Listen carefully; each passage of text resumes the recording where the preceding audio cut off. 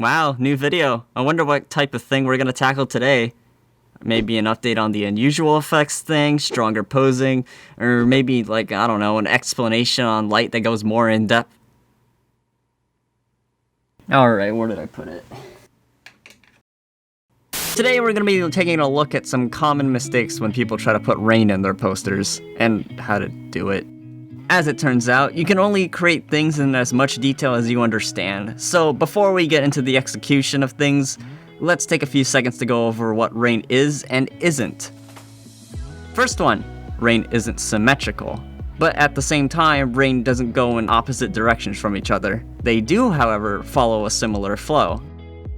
Shutter speeds, which is basically how fast the camera sees a picture, change the look of rain. It can look really long for a slow shutter speed, or practically stop in time for a fast one. When objects are further or closer to camera, they appear smaller and bigger. So when seeing three-dimensional rain that's not on one singular plane axis, the sizes will be different. Rain hits objects and splatters like a mini explosion. Rain collects on objects. Depending on the object, it either soaks it or forms droplets. That being said, those droplets can still move and sometimes even drop again, but they probably won't be falling as fast. Lastly, water isn't a color. At least that's how I imagine it. Personally, I imagine water as glass-ish, while being more or less transparent in the middle. That's why in drawings you see a white outline with a hollow center, but don't just put a full-on white blob. Well, that explains the majority about what rain is in real life, but art doesn't actually use all of real life. A good tip for not just rain, but everything, is that you want to be clear in what you're showing. So unless the point is that it's so rainy that you can't actually see anything, you want to have a focal point, which is usually the body or face. Not void of rain per se, but significantly less noisy. Over-detailing is usually what kills art, since you want the viewer's eyes to flow. Alright, now that we know what sky water is, let's put it into practice. Alright, so I made a pretty simple scout poster. I didn't actually use my tablet for any of what you're about to see. I like to just make a bunch of dots of varying sizes at first and then blur it in the same direction. You can see me using the soft eraser brush with low opacity to just chip away at the harsh contrast. Sometimes you want rain to be really white, and I start off at white, but I don't like it being pure white at the end of the product. So you can see me making more raindrops, and sometimes I duplicate it and rotate it. Then I'll use my motion blur and blur it again, but not in the same direction. You know, the whole rain isn't symmetrical thing. You can use your lasso selection tool to select specific parts of the rain that you want to blur or do something with. But the smudge tool also works, but I found in some situations it might be a bit laggy, but that's okay if you're doing it for small things.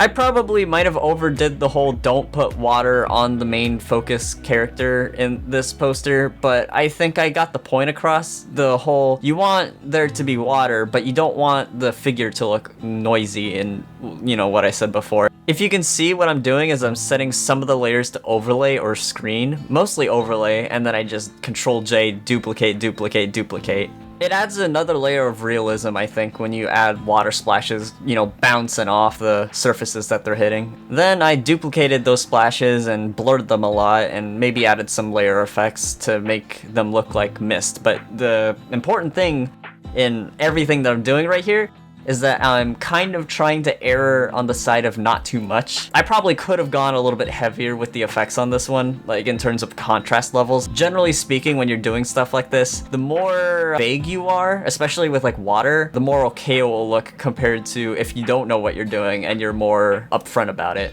Then to give it a more atmospheric look, because water tends to absorb light in a weird way, I quick selected the bright parts of the poster, like the sky, duplicated it, blurred it, and made it a screen or a color dodge, and I did the same thing with the skin too.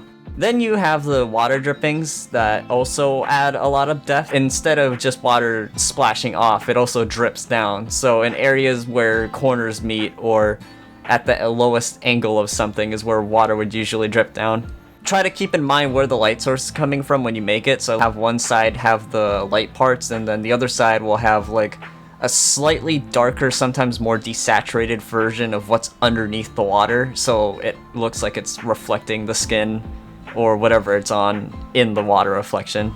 And also, experiment. I honestly don't have a set way to do a lot of the things that I do. For this specifically, I'll play around with layer settings, like in the, right side, because everyone should know what layer settings are. A lot of this is observation. Make sure you have reference. I feel like I've looked at enough reference to kind of be able to fake water. So technically I'm not being a good example here, but it might be better to look at artwork rather than real life sometimes. I think you should use both though, because with artwork, people have control over the focal point of like how the rain's behaving, but in cinematic movies or whatever, sometimes the rain is just hitting people. And if that's the type of feel you want to go for, there are people who really like those cinematic type stuff, but I prefer the mixture between realism and illustrative approaches to things. For the entire poster, including the paint over the scout, I only used the soft brush, so keep note of that. Alright, so this is what we came up with. I adjusted some of the color settings and light so it wouldn't be so saturated and bright. I thought about adjusting it more so it would work, but I actually haven't done a low saturation poster in a while. I think it turned out pretty neat. Alright, future Hear Me. First of all, I would like to congratulate you on getting this far in the video. And also, I'm announcing that I made an art-dedicated Twitter account. Okay, so follow it if you like art. Have an end card.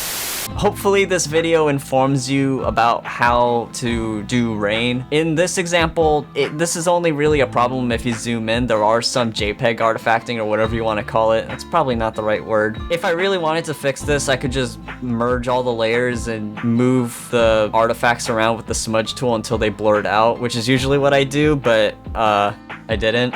I hope you guys learned a bit about how to make some simple rain effects. Just remember where your light source is coming from, where the direction of the wind and gravity is going, and what actually happens when rain hits a surface. Other than that, I hope you guys enjoyed the video and have a good